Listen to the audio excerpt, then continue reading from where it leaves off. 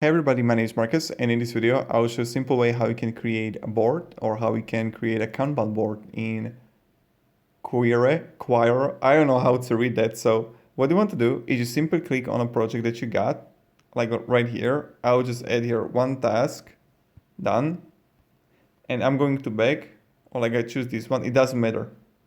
You just want to click on whatever project you got, right? And then you're gonna see this plus button next to list, overview, and then this plus button here, board. You want to click plus, add board, and now I'm going to add Kanban, create, and you can simply add it here, create a new task, done.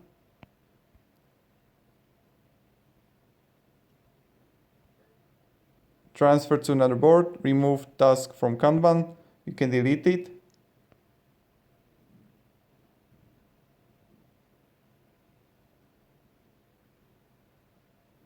And just move it in progress, and then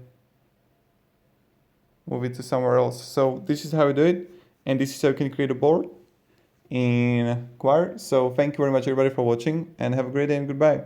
See ya.